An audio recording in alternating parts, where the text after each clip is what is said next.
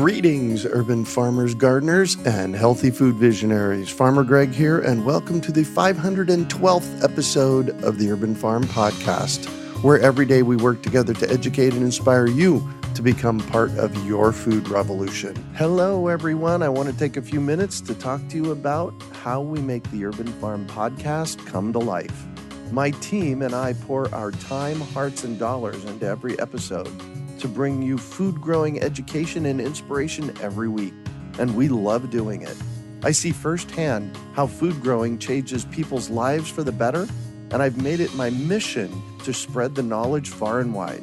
By creating this podcast, I have the great privilege of interviewing some absolutely amazing people and providing a platform for you to learn from their experiences and expertise. The impact that this work has on the global food consciousness community is extraordinary.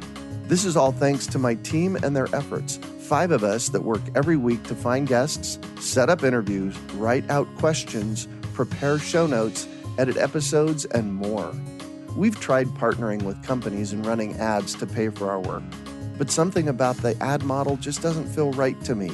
If I'm advocating for something, I want it to be something I truly love and believe in. So I've decided to try a different model, one that I believe is possible to pay our team and bring even more value while keeping the podcast free and accessible to everyone. So instead of selling ads, we have created the Urban Farm Podcast Patron Program. If you find value in our podcast, you can go even deeper by becoming a member of our patron community. In exchange for subscribing, you will receive content and bonuses far beyond the free podcast episodes we offer. No matter what level you subscribe at, I'm committed to making sure the value you receive goes far beyond what you contribute. Did you know that the Urban Farm Podcast is not my first? Over a decade ago, my friend Amy and I hosted the Freshly Green Podcast, 50 episodes of everything green. As an Urban Farm Podcast patron, you will get access to them, plus cool things such as discounts on Urban Farm U online courses and access to our private Facebook community where you can interact with other food growers and share stories and advice. My favorite offering for our patrons is our monthly Q&As with Urban Farm U's Advanced Gardener team, where we answer your questions live. It's basically having your own private gardener at your fingertips. I'm excited for the mutual exchange that comes from this model. And when you support the Urban Farm Podcast, we support you to take your garden to the next level and beyond. The Urban Farm Podcast will remain free, and I hope that those of you that believe in what we're doing and are excited by our patron benefits will take advantage of what we're offering. I truly believe this model of support will be a win-win all around. For more details about member benefits and to sign up to pledge your support, go to urbanfarmpodcast.org. Thanks for sticking with me through this message. Now let's get to the episode. Welcome, everybody. Greg Peterson coming to you from the Urban Farm in the heart of Phoenix, Arizona. Bill McDorman is the Executive Director of Rocky Mountain Seed Alliance, a grassroots seed conservation nonprofit created to assure a diverse supply of local seeds through community-based seed stewardship. In 1984, he started Seeds Trust High Altitude Gardens, a bioregional mail-order seed company that he ran successfully for 28 years. Then in 2010, Bill and Belle founded Seed School, an internationally recognized program with more than 1,000 graduates from around the world. They've also gone on to create Grain School and Seed School Online. And I have some exciting, for those of you that are here live tonight, I've got some exciting information toward the end of this call about Seed School. We opened it again, and I'll have a link for you to be able to go sign up if you're interested in doing Seed School Online. Welcome, Bill. So great to be here as always, Greg. It's an honor and a pleasure. My gosh, I think we're going on four or 5 years doing these, and I absolutely love them. It's so much fun to chat with you. And the big reason that we do these is because there's so much going on in seeds. And what I count on from you is that you keep us up to date on what's important. Yeah, the seed world just seems like it's always changing. And so if you've listened to some of the past episodes, we've talked about, the macro or global level of things. We were in Rome for an international treaty that's being negotiated between the wealthier and the poor nations of the world. And it just seemed like in these dark days of winter that it'd be kind of fun to talk about something that actually brings light and brightness to a lot of homes, American garden homes, and that's seed catalog season. Just when it gets the darkest and the coldest. Our mailboxes fill up with dreams of next spring. Nice. So, actually, Jung, Jung, sends me a catalog, and it just arrived yesterday or today, I think. Yeah. Yeah, good timing. They say when we had sent our catalogs, I did quite a bit of research, and if you could get it out before Thanksgiving, that was better. But in between Thanksgiving and Christmas was essential. So this is the time when they all start arriving. And so if you're thinking about getting a catalog, that's probably the time when most of the ones are being at least mailed to people. Mm-hmm. And something, we discovered at Seeds Trust High Altitude Gardens was that if for some reason our catalog got delayed and it hit a period, there's a sort of a mailing blackout period for bulk mail. Mm-hmm. That happens the last couple of weeks of December or the last couple of weeks before Christmas. Yeah. And the way it was explained to me is like this, is that when it gets really, really busy, they have a priority for the mail that they handle first each day. I mean, every post office gets overwhelmed and they just can't do it all every day. So what they do is set aside the bulk mail. They literally on pallets to the side of the thing. And as soon as they get all the first class mail, done, then they go work on the bulk mail, which is, costs less to mail. And sometimes that takes 2 or 3 weeks before they get back around to bulk mail. Yeah. And if you're in the catalog business and you miss 3 weeks of sales, those early season sales, that could be what you put in your pocket for profit for the year. Right. So it's really important to get the catalog out early if anybody's interested in that sort of stuff. So nice. So catalogs. I don't have. All right, guys out. I know there's a bunch of you out there. Please, slide us over your favorite catalog so we can talk about what that might be. Bill asked me before we started going live tonight. He said, "What's your favorite catalog?" And I thought about it for a little while, and I think and I called it the Sears catalog of seeds, and that's Baker Creek. That thing is like phone book size, is it not, Bill? Oh, yeah. Well, it just depends. They do many of them now. I see a big book, that they charge $5 for, mm-hmm. At grocery stores. You see it on the counter with magazines and stuff. Yep. And then I've seen a big tabloid sized one, from time to time. And then, so I'm actually not on their list this year, so I don't know what they're mailing out to, regular mail order home gardeners. So maybe somebody out there knows and they can help fill that in for us tonight. But yeah, you're right. It's just an awe-inspiring display of diversity. Yeah. And that's what we're all about. It's Rocky Mountain Seed Alliance especially is diversity. That's our hedge against any kind of nightmarish future, whichever version you subscribe to. The more diversity we have in our food system, the better off we have a chance to have some of it not just survive, but thrive. Yeah. And so I'm a junkie for diversity. I always like to look through and find new things. And I don't think that there's a problem with doing that ever. We have so little diversity in our communities, especially in the Mountain West, that maybe that's the best job we can do in our lifetimes is bringing in as much new things as possible and trying them and seeing if they worked. And certainly I did that for 28 years at High Altitude Gardens. I grew up at 6,000 feet in the mountains of Idaho, and a lot of stuff does not work there, but there was a lot of stuff that did, and we found it by trying it. And it was so exciting to bring in new things from all over the world and to have stories and colors and flavors that people had never really considered or seen. And so that's the real fun of this. Yeah. Well, and an important piece is, though, you get the seeds, you plant the seeds, let them go to seed so you can save the seeds. That's really the bottom line, right? Well, yeah. The stuff that doesn't work.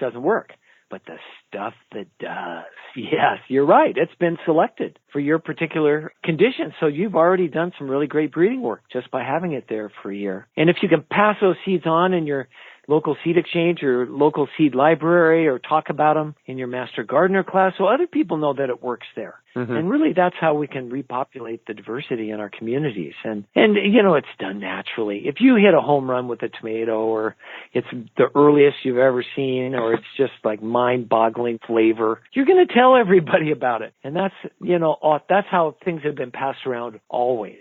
Yeah. And seeds that are really good get passed around really fast. It's really fun to see that. Yeah. So Catherine, thanks for shouting out to us, Catherine. She says, hey, I order from Southern Exposure, Seed Savers, Baker Creek, and a local farm here in Mission called Nature and Nurture. How cool is that?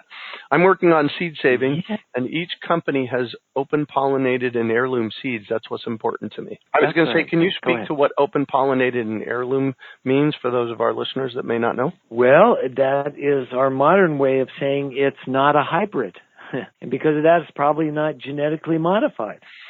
So this is what we that want to grow and save our own seeds easily reach for first, usually as gardeners, is open-pollinated or non-hybrid seed. And if an open-pollinated variety has been around for a while and it's become a real treasure somewhere, usually they're adapted to a local area.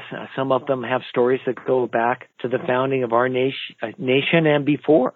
And those lots of times we'll call heirlooms, and because they're treasures. And so that's the sort of the basic definition of both of those things. And if you come to one of our seed schools, we get way more technical about it, but that's enough for people to know. Especially if you're just getting started saving your own seeds, it's really great to start with those varieties. And frankly,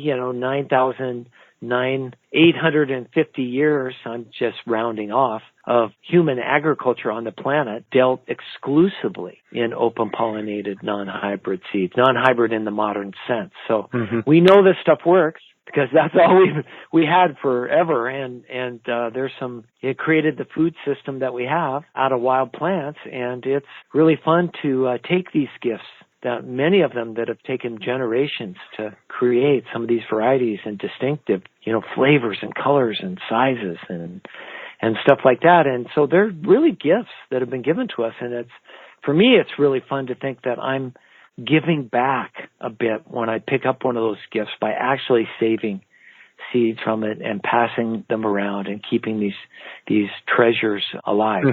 Nice. Steve from Casper, Wyoming says, just wanted to put it out there, his favorite seed catalog is Baker Creek heirloom seeds, especially the whole seed catalog. I think that's what I got this year, and that was pretty big.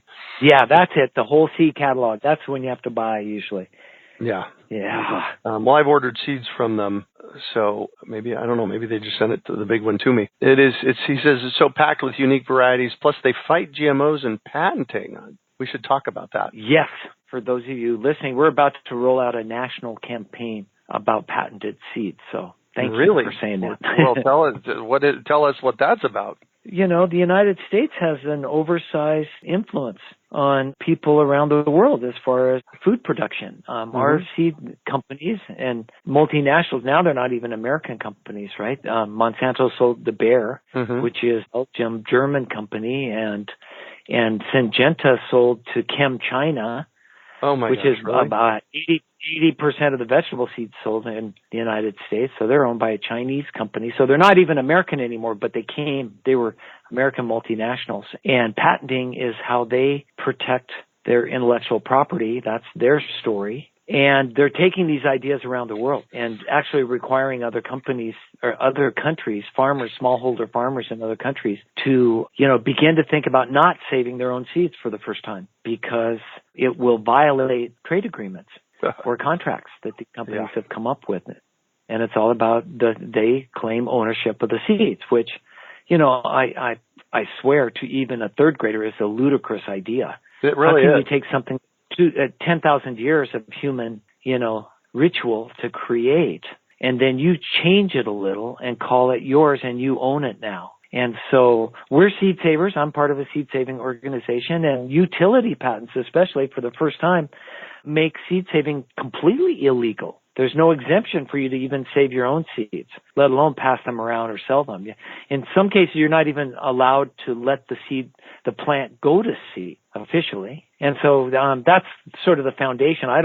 We'll do another show about patented seeds again. And so we can get into the whole history of it and kind of how it's evolving. But, if you want to grow and save seeds and you think that's really important, then you should or at least question seriously patented seeds. And something I heard over and over when I was in Rome lately was that basically, these larger companies and the governments that support this idea believe, and I really think they believe this, is that in order to have innovation, there has to be intellectual property protection. I heard that over and over. In other words, they have to own these things in order to create new varieties. And again, if you know the history at all, on the face of it, that's just totally ludicrous. Yeah. I mean, humans without owning seeds and freely passing them around created broccoli. We created cauliflower. We created zucchini. We created spinach and all of these things out of wild plants. I mean, that's innovation, And so they're talking about really fine levels of innovation for things that are good for industrial agriculture. And so there's a real context to what they're saying, but it's not being applied in a context. It's being said as a universal, and that just bothers me. It's just a misunderstanding. They just need to be educated a little. And so we're going to start a national campaign to try to do that. And we're going to join 80 others. I think I heard that there were 80, what they call in Europe, CSOs, civil society organizations. It's an equivalent of our nonprofits. 80 organizations have come together to start a campaign in Europe called No Patents on Seeds. And so we're just going to, and so we're just going to get a U.S. version of that started in a sense. It'll be ours, and we're trying to bring together a steering committee of some people that have been involved for quite a while, that have a good track record, and young people and especially indigenous people. I mean, if you have any sensitivity to the cultural awakening that's happening now, racial and sexual and especially cultural around indigenous peoples, I mean, how can you say that seeds can be owned?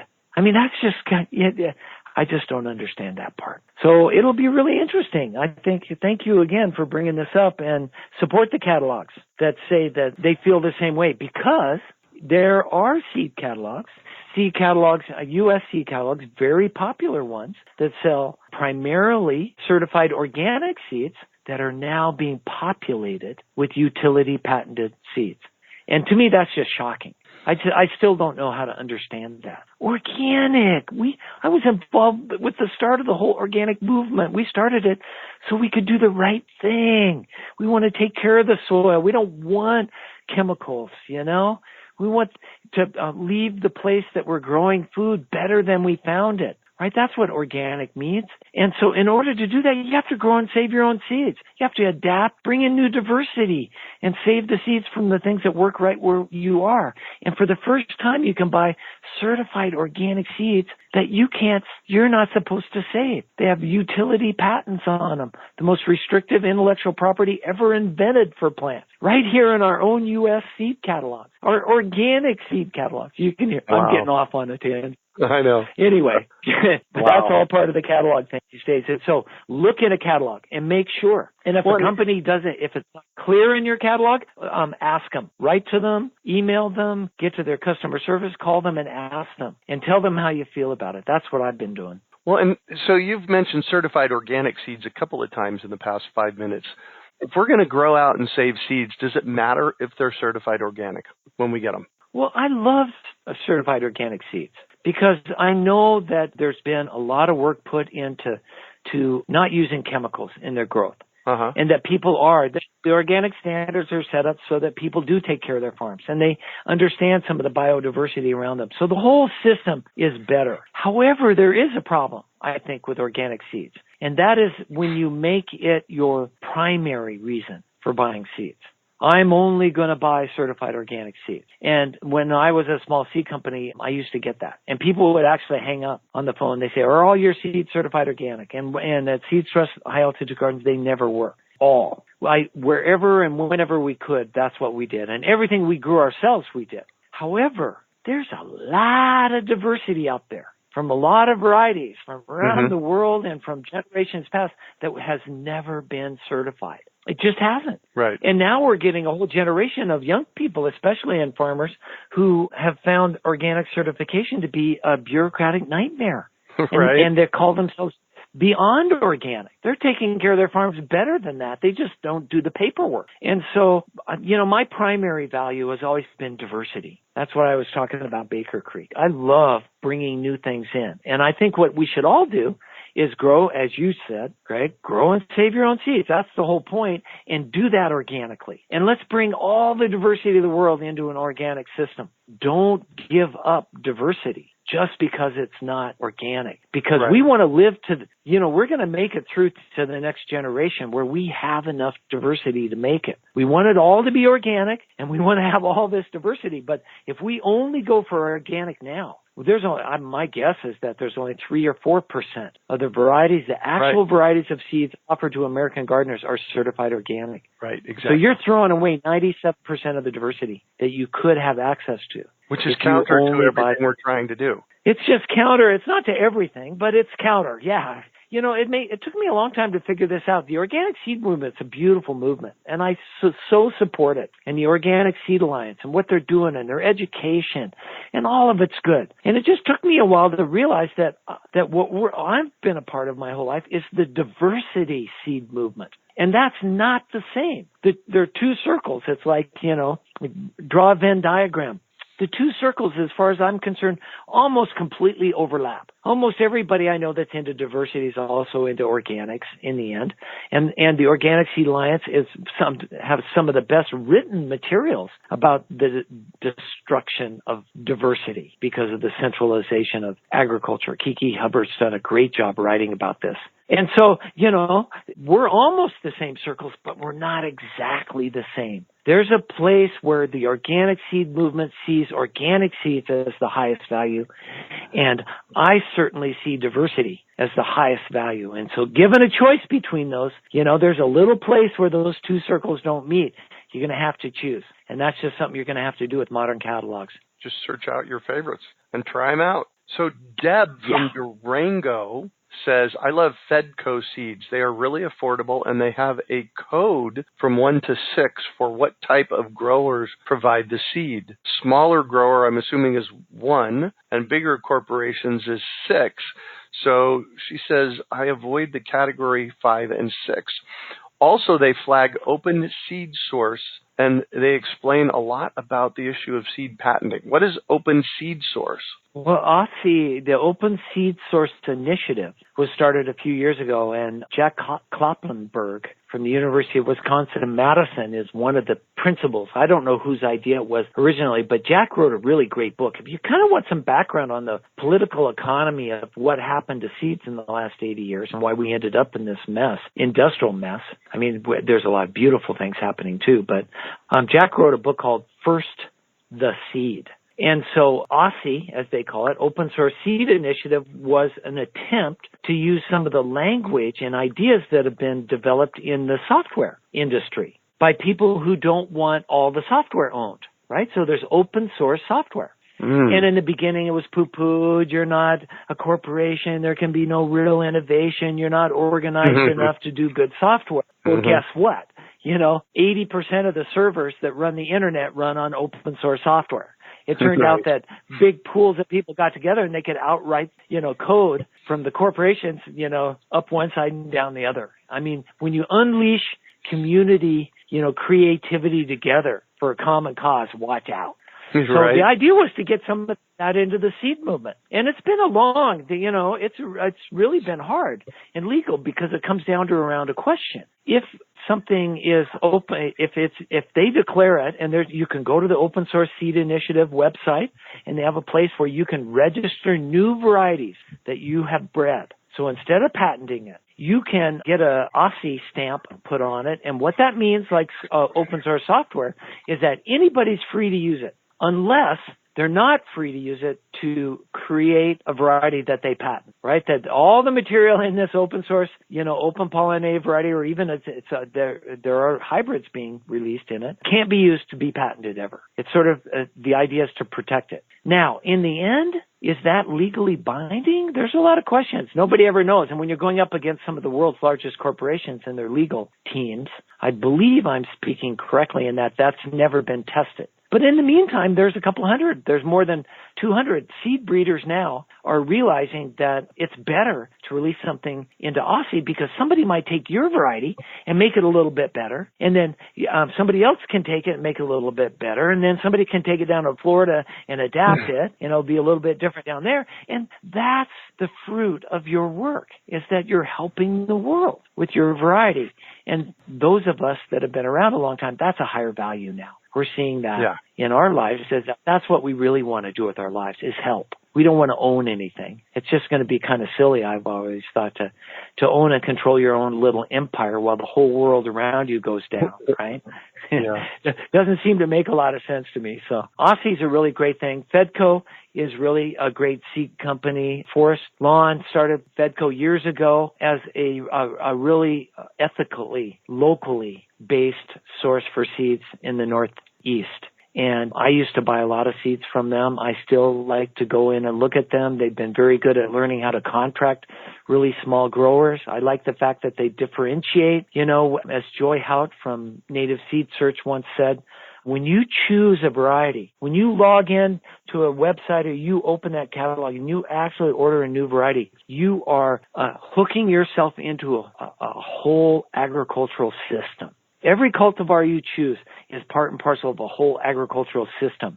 And fortunately or unfortunately, in many of America's seed catalogs, especially some of the larger ones, even though you're buying them from great people and you love them and they're somewhat local, many of the seeds actually, folks, are grown by large companies, or those 5s and 6s that they just talked about that are in the Fedco.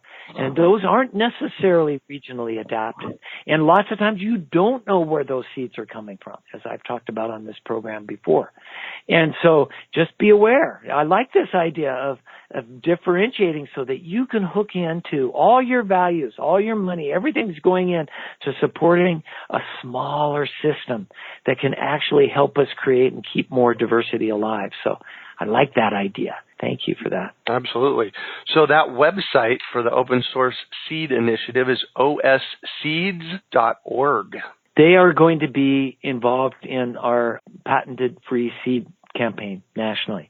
Cool. They're sort of the same, you know, they're covering one wing of this. You know, what you have to realize is that, you know, this open source seed label applies to new varieties that are being bred. That doesn't keep in the open, you know, keep as open source or in the public domain all the other stuff that's out there around the world that could be taken and used to create new, even genetically modified varieties. And so that problem we still have to solve. And so the first step in that is making sure that none of us I'm not going to say I'm never going to buy a patented seed again. I can't say that because there are good people and there's certified organic ones and things are going on. But what our campaign is going to do is make sure that everybody knows what those are, that there's an open honesty and transparency about this.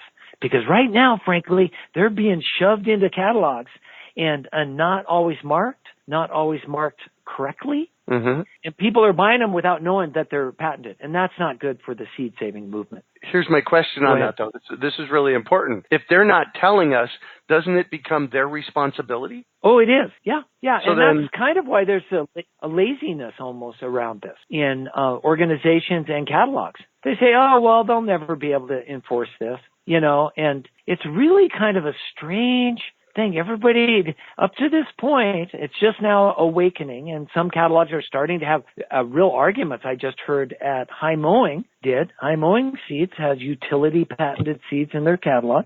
And for the first time, they are marked in their catalog this year. Wow. They decided to be transparent about it, which was huge for them. And so I just met one of their representatives at a conference I was at, and I was really happy to hear that. We walked around High Mowing, not this past summer, but the summer before when we did a seed school at Sterling College in Vermont. and they're not too far away. And I was really impressed with the work that Tom Stearns and his crew is doing. And however, they're part of this certified organic utility patented seed movement. And that's okay. I'm still going to order from High Mowing. I'm just not going to buy any patented seeds. But now I can see it in their catalog, and I really appreciate that. So again, there are other catalogs out there that aren't clearly or plainly marked. And none of them I know so far will send me a list.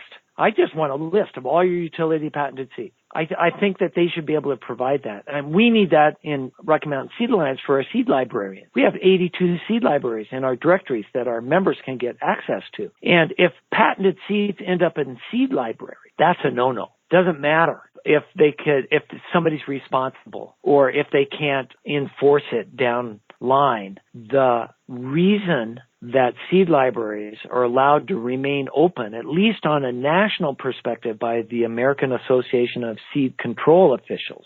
They went through a year with us. There was a committee assigned after a seed library was shut down because it didn't have a commercial seed dealer's license.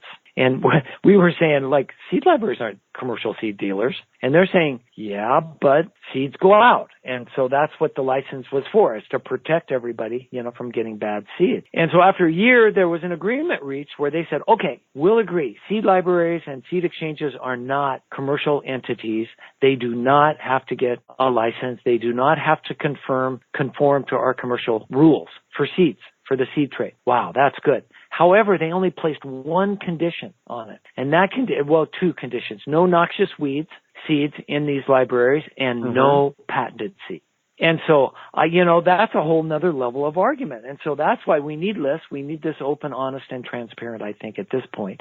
And we need to realize as seed savers that, why bother with it? We're seed savers. There's 99.99% of the stuff doesn't have utility patents yet. And we're waking up. We're not just going to let our catalogs be filled with those things. We're going to make choices now. We're going to support the people that support us, that support, being here for a long time. And the whole idea that you can own these things is wrong. That's my opinion. Oh. And in fact, and I'm not the only one, I was happy to learn in Europe that as we sit right now, there's a court case, of course, that Monsanto is trying to challenge this in Europe in the European Patent Office. But right now in Europe, you cannot patent seeds from a variety that was created using biological processes. That's how they say it. What that means is that they're only going to allow patenting for genetically modified seeds, which makes sense. It's a new invention. Utility patents were originally, thought of and have been used up to this point on new inventions. And so how can you just move things around in nature and call it your invention? That's what they're saying in Europe, and that's the kind of language that we're going to use in our campaign. Nice. So I want to address the elephant in the room. And, Stephanie from San Luis shot over a question about this, and I'll just read you the question the way it sits. Let me read the question first. Then I have some data for you, and then I'll ask us to address the question, okay? So Stephanie's question is, if you participate in a seed exchange and accidentally swap or receive patented seeds, how do the seed companies discover that the seed has been saved or exchanged? So before we answer that question, here's what I know about copyrights. If I put a copyright on a document, on a book, if I trademark a logo, if I do something like that, so this would correlate to if I patented a seed, which I wouldn't do, but if I patented a seed, or if I wrote a book and copywrote it. In the copyright law, it's my responsibility as the author of that book to go out and really enforce the law on someone that is using pieces of my book. So it becomes my responsibility to go hold them accountable. So back to her question, and that is, how does seed companies discover that the seeds have been saved and exchanged, sort of doing genetic testing on all these seeds in the seed and wherever they're at? Right. Good question. They're, the realistic answer is now they're probably never going to. Yeah. But so before you go to the but, though, that leaves a whole big gaping hole of it doesn't matter then if they patent them. Well, it does matter in a few places. So, and that's what we're trying to address. nationally. But it's a great question. Yeah. Right? On the ground, maybe that's what they meant when they said the meek will inherit the earth. Yeah. In Rome, I heard about smallholder farmers, they call them, in one of the African countries that have started a whole underground market of what they call protected seeds. These are seeds that have been utility patented, that are being brought down there by Monsanto and others. Some are genetically modified corns, others aren't, but they're all utility patented, and these guys have just ripped it blind. There's nobody around after, and they're way out anyway, and there's thousands of them, and they've just set up their own markets around their own seed. They just save the seeds from them. And with corn, that's kind of hard if it's a hybrid for the first couple of years, but if you just keep selecting, but within 3 years, they've got a variety that works, at least it works for them, and they don't have to buy seeds anymore. And so that actually is what is happening. I know Vanda Nashiva's got lots of stories about how that's actually how they defeated patented rice, land-raised rice varieties in India, is they would actually on purpose pass around a patented variety to 10,000 farmers. Oh my! And then try to get them to, with postcards, and get them all to mail them in to Monsanto saying, hey, thanks, I'm growing your variety, I love it, and we're going to give it out to everybody we know. And they got thousands of postcards and realized they couldn't enforce it anymore. And so the story I heard was they dropped that patent. They just said, why even try? And so those are examples of on the ground that's starting to happen. It does matter in that if we just all go to sleep and allow, in one of my favorite catalogs, 23% of the lettuces, 3 years ago were utility patented. Wow. And then the next year, there were 42% of them were utility patented. And so what happens when that becomes 60%, 80%? And we're just all getting used to this. Even the organic seed movement is used to patented seeds all around us. Well, there's two effects. One is that could be used against seed libraries. When there's 600 of them now. What happens when there's 6,000 of them? What happens if they keep getting large, like the one in Pima County in Arizona that now has, what did they tell me, 11 branches, with interlibrary loan, and they crossed a threshold. 50,000 packets of seeds were checked out of the library, for free. And then people check them, and over half the seeds now are being checked back in this beautiful new diverse system that's creating a public space for seeds again. What happens if that happens and it's actually starting to hurt commercial seed sales? And then, seed library. I can see the headline, seed library packed full of illegal patented seeds stolen from seed companies. I mean, even the headline alone. How are they going to prove it? Genetic test. It's easy. Once there's a large enough case that they can test, they will. That's how they got Percy Smizer. Most all modern hybrids even have markers in them, genetic markers, unique segments of DNA that they know that are in there that mark that it's their material. And in fact, to utility patent something, it's almost required.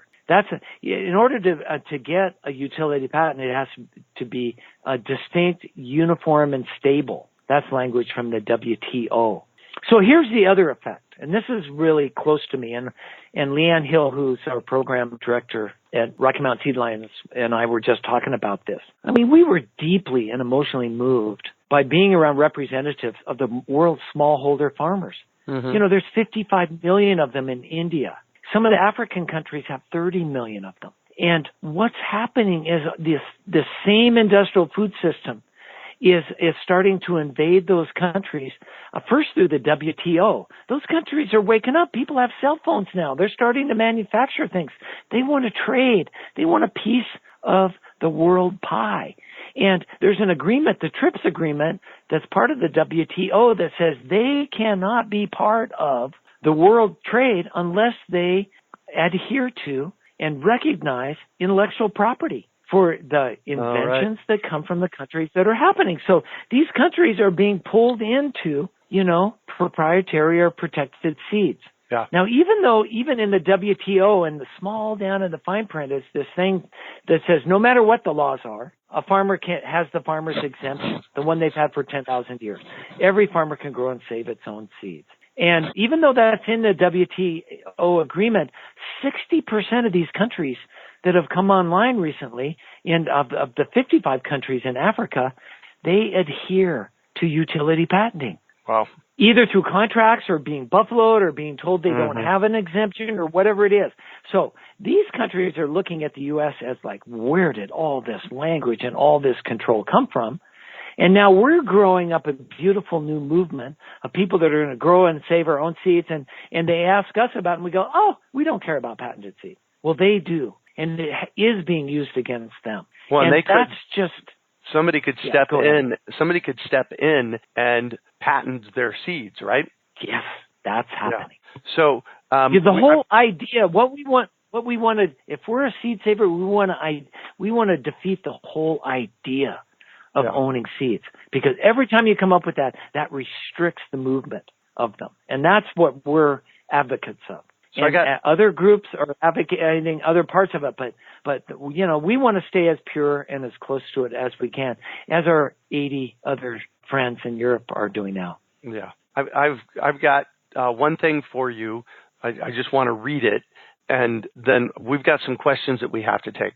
By the way, we've been going for 45 minutes, so I'm going to want your questions to be concise. But so I typed into Google while you were talking. I typed into Google, how much does it cost for a seed patent? And I landed on a website called UpCounsel, COUNSEL.com, and the page is /plant-patent. And I'm just going to read this. Oh, wow. The cost of obtaining a PVP or breeder's rights protection varies. In the U.S., the costs are around $1,000 to $2,000 per plant for a term of 18 years, 25 years for trees and vines. If you are seeking protection outside of the U.S., you can expect to pay a minimum of $7,700. Fees are at a minimum of, so this is a breakdown, maybe not. It says fees are a breakdown of $5,150. The amount includes $43.82 for application, examination, and certificate, $768 for certification, and attorney's fees of $3,000. It's not cheap to patent a seed. Right. And go ahead. Well, I was going to make a distinction, because PVP stands for Plant Variety Protection. And it was called patenting when it first came about, but it's not the U.S. Patent and Trade Office. It's not a utility patent, which is an invention, whether it's a piece of software or a new car or a toothbrush or whatever. That's the U.S. Patent and Trade Office, and those are patents, and those are actually even more expensive than that. What you were referring to is plant variety protection, and you can tie up sales of seeds from your variety for 18 years by applying for a PVP. But there's one really important distinction. And you will see now, if you go to High Mowing, and in Johnny's catalog, I see it also, you will see PVP on some varieties, and you will see utility patent granted on other varieties. And the difference is that PVPs allow a farmer's exemption. You can always save your own seeds. You can't save enough to sell them. If you go selling seeds or sharing them even, if you look at the fine point in the law, then you've got to make a deal with the person that owns, the protection. But you can grow and save and adapt your own seeds forever with a PVP. That was written into the original laws in 1970. Wow. And that's because Congress would never stand for taking that farmer's exemption away from farmers. They've always had that. Utility patents came about because of a court case, a Supreme Court case. It's never been legislated. And so that's part of the problem that they brought into it. But I just wanted to point that out. If you want a utility patent to plant, you're into the U.S. Patent and Trade Office, and I've been told it can cost six figures easily to try to get that done. Well, there you go. So questions. Let's get to a few of these questions real quick. Kiersey from Elizabeth. I don't know what state that's in. Which seed companies are best sources for heirloom grain seeds, both common and rare? They're far and few between still. I know that Zedco has been expanding their selection. I haven't looked. If I were just looking out and around today, I would look at one of my favorite places has always been to look at a place called Sustainable Seeds, and they're in California. Mm-hmm. Farmer John's there. He's a small grain grower. Here's the problem, is that we're reinventing a new scale of grain production. Not reinvent, we're just going back to the one we had probably a couple of generations ago, which was small, even small garden-sized grain, plots, and then small field or market garden sizes. And really that's how grain was grown until the industrial era. And so that is just awakening. And so lots of times what I've found is that there are organizations like the Maine Grain Alliance. You could check with the Bread Lab in Washington to find sources, and then a Rocky Mountain Seed Alliance. Because of this problem, we have been looking for stuff that works in the Mountain West, either stuff that worked here before. We've got like the 1939 USDA classification of wheat varieties, and we found out which wheats grew in Wyoming and Utah and Montana and Colorado and Arizona, and we saw which ones were most successful then, and then we tried to find the seeds to those varieties. And then we've been getting seeds through other growers that have been trying stuff, hobbyists like John Shirk, that have been trying grains from around the world. And we've got, I think, 285 of them now that you can have access to through the Rocky Mountain Seed Alliance Heritage Grain Trials program. And we've got a directory now of 105 other people that have signed up for this program that are trying these grains in different parts of the country. And you can see, we can clue you into who's tried what where, of the emmers, the spelts, the einkorns, the Tibetan purple barleys, and where they've worked. And so we can try to get you up and running around some of this stuff. Only small amounts in the beginning, but boy, they scale up fast. You can take, 5 grams of seeds and get a pound in 1 year. And with that pound, you can get 50 pounds, 20 to 50 the next year. And after that, you're off and running. And so since these grains aren't available in the kinds of quantities, especially that small farmers want, that's our goal as a nonprofit, is to get as many people to try as many things, as many places, so we know what works, and then to increase the seeds for us, and then return, half as much or at least as much as we sent them. We like people to send us twice as much back. That's the way we can grow this whole system. So that's one of the places to look also. Yeah, perfect. So Viola from Phoenix says, I'm in seed school. Thanks for being in seed school, Viola. Learning so much. My extent of seed savings was to let Mother Nature do it. The challenge to pick a plant from seed school, I was thinking peppers. I have a beautiful black sweet pepper that doesn't have much flavor, so I was thinking about crossing it with a sweet red. Do they easily cross? Yes, in a genetic sense. It is rather interesting to try to hand pollinate peppers. So, but there's a lot on the internet now. I'll just keep the answer short. The best tool I've ever seen for doing this is a jeweler's mask. One of those sort of headsets that blow everything up to like 20x so that you can wear like a watchmaker would use. That helps. It's just because they're small. But yes, you can do this. Another way of doing it is planting a 100-foot row of peppers, or however long a row you can do in your own yard, and just mixing them up. Oh, yeah. Plant one red one, black one, red one, black one, red one, black one, because they will cross-pollinate a small percentage, depending on where you live. And just save all those seeds and plant them all out again. Take a representative sample of that, plant them all out, and start looking and seeing if you see anything that's either red or black and good taste or whatever, and you could start the adventure that way. Cool. I want to just review. I know that there's some other questions here, but there's a lot of data here, and we don't have time to jump into them, so I apologize for the people that we didn't get to. I do want to repeat the seed catalogs that we've talked about tonight, and so help me remember. We talked about Fedco. We talked about Seed Savers Exchange. We talked about Baker Creek.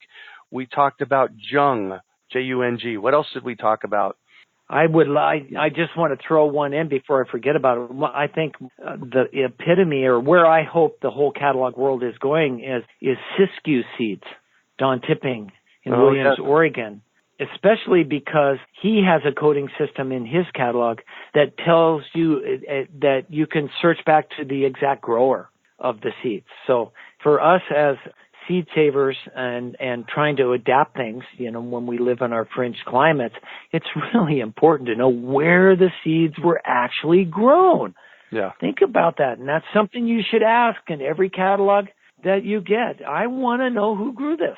Why should that be such a mystery? There's a lot of seeds that are being grown in industrial settings that make it into our better catalogs.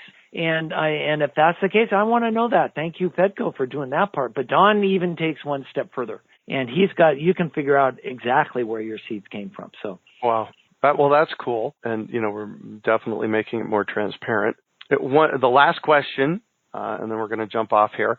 Deb from Durango says, "Are there any small seed companies with a focus on open pollinated heirloom seeds for the Southwest?" Yeah, let me just see. I'm going to make sure that I get it right. I brought up one of the things you can do is that we have 54 small seed companies have signed up on the Rocky Mountain Seed Alliance, RockyMountainSeeds.org website. Under resources, there you can go down to seed businesses, and there's a search directory. And if you'll just search and they'll all come up on a list, and it gives you the names of small companies that are and where they are. And not all of them are in the Southwest, but let me give you the names of a couple of the ones that I'm really interested in. But I have not dealt with them since I've been on the road and teaching lately. But as soon as I get a chance, I'm going to order from both. High Desert Seed is in Montrose, Colorado, highdesertseed.com. And probably one of the most colorful new additions to the whole thing is Grand Prismatic Seed in Salt Lake City, and that's grandprismaticseed.com. Now, these are all listed on Rocky Mountain Seed Alliance. On the directory, right? Yeah. Yeah, so jump in there and get your data, get your connections there. I see others, High Ground Gardens in Crestone, Colorado, I think is what I saw. One of my other favorite places is Joseph's Garden Landrace Seed List, Joseph Lofthouse in Paradise, Utah. That's southwesty. Miss Penn's Mountain Seeds. She's been on the podcast. Yeah, she's at 8,000 feet in the wet mountains of south central Colorado. So here you go. There's a lot here. I see a Painted Desert Seed Company in Tolleson, Arizona now. We're talking real time. Yeah. Every time I look at this list, there's more. So, that's what's so great about this directory is you can connect with people directly, or if you've just started your own little operation, you can put it on here and people can find you. And that's really what, that's the networking that we try to do at Rocky Mountain Seed Alliance. So, yeah. Cool. So I want to talk about Seed School Online really quick. We've put together a bundle called Never Buy Seeds, and you can find it at neverbuyseeds.com. There's an amazing, if you do nothing else, go to neverbuyseeds.com and watch the video that Bill and I shot. It's Bill in the video. I was behind the camera, and this was probably 3 years ago in the summer. And I just said, Bill, start talking about why it's important to save seeds. And this was just as a monsoon rain was coming in. So definitely watch that video. It's like a 7-minute video. I say it was brilliant. But if you go to neverbuyseeds.com, we opened it up this week. It closes, the seed class closes, I think, on Thursday morning. But the really cool thing, you get Seed School Online, but the other really cool thing is we put together this amazing bundle of seeds. This is like a $500 value seed bundle that we've included in Seed School in neverbuyseeds.com, at neverbuyseeds.com. So give me 1 minute, Bill. We've been on the phone for an hour, believe it or not. Give me 1 minute on Seed School Online and why it's important. If we're going to make it, this is, I've got my own dark side, I guess. I deserve that. I came through the Vietnam War, so I get to talk about the world the way I want now. I've lived through a lot of different presidents, a lot of different stuff going on. And so I think that we're all going to be challenged, that our food system especially, I think the climate conference just said that again, is that it may be as little as 10 years before we have major disruptions in our food system. So if we're going to do that, we need to have our own food systems. People all over the world are shortening supply line. That means local food. And we've got local food systems everywhere. they're starting to sprout up. It's really that's happened in the last 20 years. What we don't have yet are local seeds, locally adapted seeds everywhere. And so we need to do that well. That means diversity, as much diversity as we can get. We will get more diversity if we have more people doing it, millions more doing it. We have maybe 150 million gardeners in this country. And so let's get everybody growing and saving seeds again the way we did in this beautiful country 2 or 3 generations ago. And if we're going to do that, we need to educate people how to do it. First of all, charge them up and show them the history and how beautiful it is, how powerful it can be, and then the practical skills. And so that is what Seed School is. We've been trying since day one, 9 years ago, to do that in the best way we know how. We've done, over 60 or something schools, and we boiled it all down into an online version. It took my whole life of talking about this and then years of seed schools before we finally sat down. And then we did 3 iterations of Seed School online. So it even got better as we kept doing it. And so when you tap into Seed School online, you're getting, it's just, and it will get better, it's not, I make no claims, but to its excellence, but it's working. I do. And we're, for what we've got and what we're doing, it's working. And so it's really a thank you to everybody that's been part of that and helped and given us feedback, because we don't see ourselves as doing this. We see ourselves as a beautiful flower of people opening up all over to how important this is. And we're just part of it, and we're trying to do our jobs and do it well. So, and you're doing yours well. Perfect. Right? Thank you. By keeping this flame going with Seed School Online. So thank you for that. Nice. Yeah, absolutely. So neverbuyseeds.com. We only have 12 of the bonus seed bundles. So once the 12 of the bonus seed bundles are gone, like I said, about a $500 value, once that's gone, the seeds aren't available from us any longer. So thank you very much this evening for your time, Bill. We greatly appreciate it. And, I always love chatting with you, man. Oh, well, we're learning, aren't we? Yeah. Thank you, everybody, for tuning in. Grow and save and share some seeds and be part of this. It's really a beautiful thing. Yeah. Amen to that. And farm out. We'll catch you on the flip side. Hey, if you've enjoyed this podcast and are interested in listening to my first podcast series, Freshly Green from 2007, you can subscribe to support the Urban Farm Podcast. With that, you will have access to Freshly Green and so much more bonus content. Visit urbanfarmpodcast.org to find out more and to pledge your support. We hope you enjoyed today's episode of the Urban Farm Podcast. Remember to listen for tips, advice, and resources to help you on your journey with urban farming.